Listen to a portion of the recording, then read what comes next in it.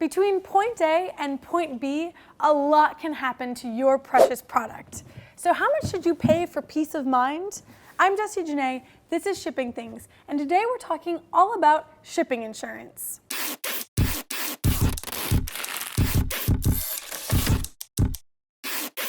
There are a few ways to get shipping insurance. Through your carrier, through an integrated e-commerce system like Shippo or ShipStation, or through a third-party insurer. And when you get it, it's typically going to cover three things: your package being damaged, lost, or stolen. Thief! Now let's dig into some details. If what you're shipping typically costs under $100, you're going to be covered under most shipping categories for USPS, UPS, and FedEx. You're good.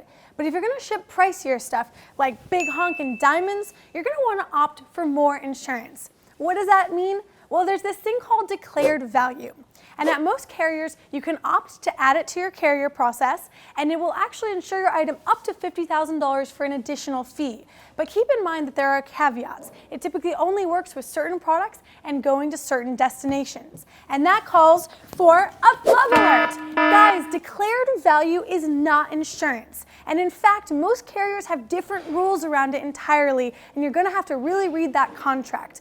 Because the thing to keep in mind is that declared value really just counts for when your carrier has your items in their possession. So it typically doesn't cover things like acts of God or theft.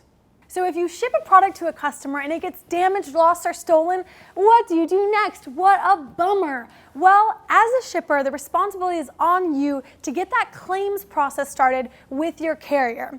But as a rule of thumb, it's not really good customer experience to make your customer wait for that process. So you should probably ship them out a new product while you handle the claims process. And do not sleep on that claim, folks. Most carriers have a window of time where they'll even accept it, so you want to get a move on. Speaking of the claims process, you're probably going to want to have a few pieces of evidence to support your claim with the carrier. Let's start with photos. If your product arrived damaged, you're going to want to ask your customer to take a few photos of the damages so you have them for your claim. Then, tracking. It's always good to know where your product was on its path based on something that happened to it. Then, signature. If your product needed signature to arrive, you're going to want to show that that signature actually happened. Then, proof of value. What does that mean? If you have insurance for an item that costs $2,000, they're going to want to see that it actually costs $2,000. And lastly but not leastly, proof of insurance. If you actually purchased insurance on your shipment, you're going to need to prove that before your claim is actually reimbursed to you. Basically, have everything you can on hand to support your claim with your carrier. Let's get down to brass tacks. Is shipping insurance really worth the extra money? Well, if you're shipping really pricey things or one-of-a-kind items that standard coverage just doesn't cover, I think yes, it's generally worth the cost.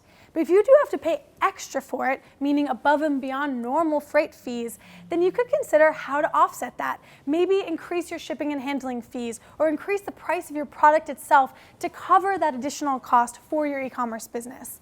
And just remember, if you opt not to have insurance, there's nothing wrong with that, but you're going to want to build in those losses to your business model so you don't get eaten over time. Before I send you off, I would be remiss if I didn't tell you that insurance isn't the only thing you should be considering to keep your package safe. You should also consider packaging. What if you create a custom corrugate insert so that your product is held in place while it's in transit? Or use void fill to keep your product safe and cushy. That might be the best way to prevent damages. And lastly but not leastly, preventing theft is a big deal. If you actually take your packaging and you make sure that it's not super loud and doesn't yell, hey, there's an expensive item inside, you can keep your branding minimal on the outside, that could prevent theft. You could also take your branded box and put it right into an unbranded box to also prevent theft. A little bit extra packaging, but if it prevents any sort of theft and thievery, you're going to still come out on the other side better off. To protect yourself from the craziness of the shipping world, you're going to want to shop around for your insurance. Know what you're covered for, when it's covered, and exactly what you're paying for. Also keep in mind that when you're shopping around, you may even be able to negotiate your rates. So I want you guys to go forth and ship safely.